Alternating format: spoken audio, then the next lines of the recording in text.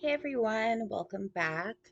I wanted to take a quick moment and make this video, and I feel like it's probably something that I should have posted or created a long time ago, maybe even like my first video.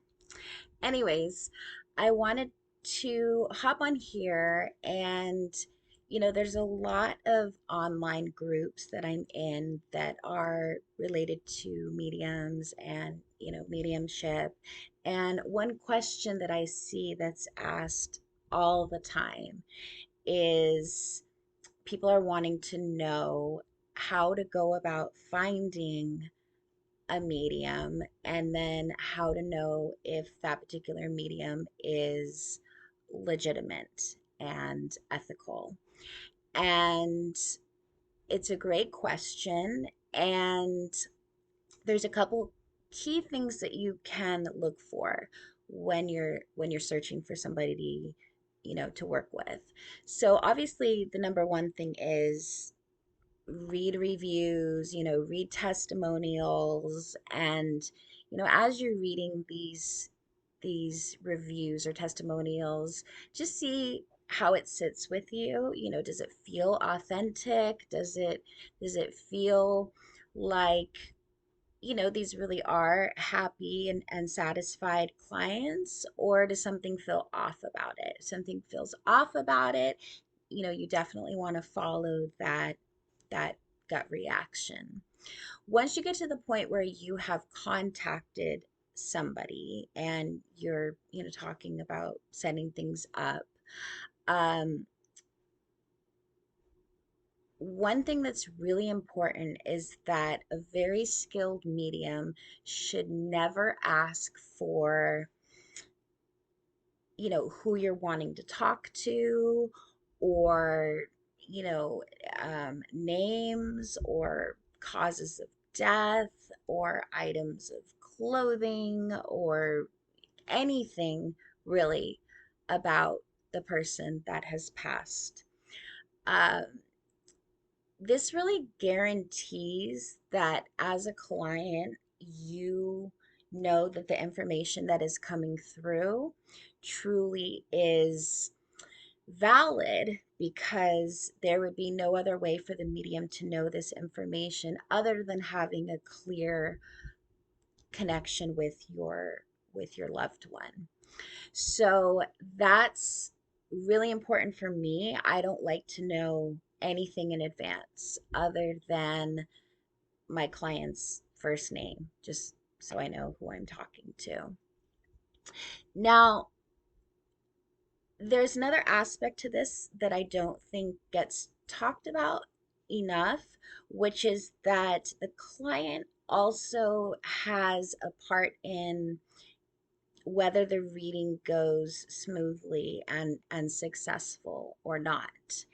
And a good reading should feel like a open three-way energy connection between the spirit, the medium, and the client.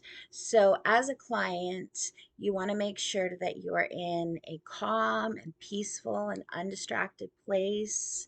If you're doing your session like over the phone or over Zoom, but also the way in which you show up is really important too. So make sure to show up with an open mind.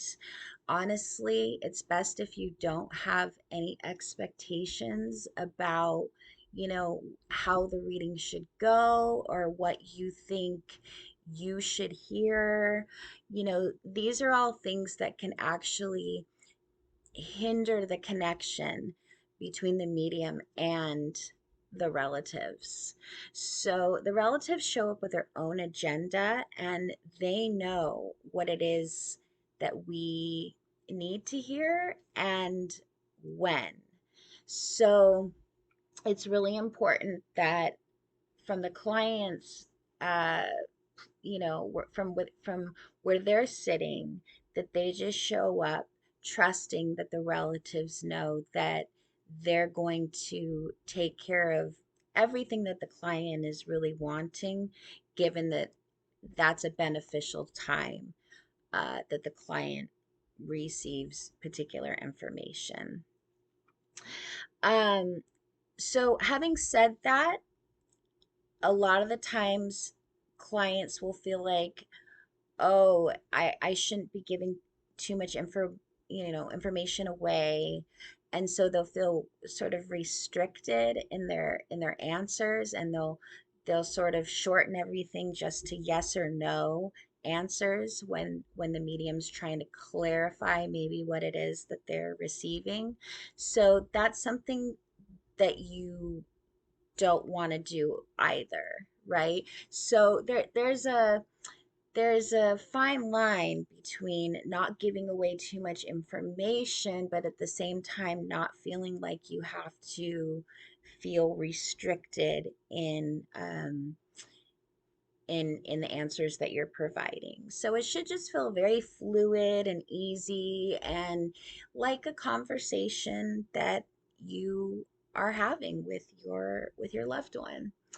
The last thing I'll say is that for me personally, I don't take my fee. I don't charge until after my sessions are over. And I think that's one thing that allows people to feel comfortable, strangers feel comfortable with booking with me because my clients don't pay unless they are completely happy and satisfied with their reading. So, not all mediums are going to be that way. Some of them want that money up front. That's understandable. But for me, if I'm not able to make a good connection, my clients don't pay, even if it takes half an hour for me to realize that I'm not going to get a good connection here. So, those are all some tips for you guys. Lastly, follow your intuition. A lot of the times you will be guided towards the right person that is for you. So, follow that gut feeling that you have. Don't hesitate to ask any questions you might have in the comments. And don't forget to like and subscribe. Thanks, you guys. See you soon.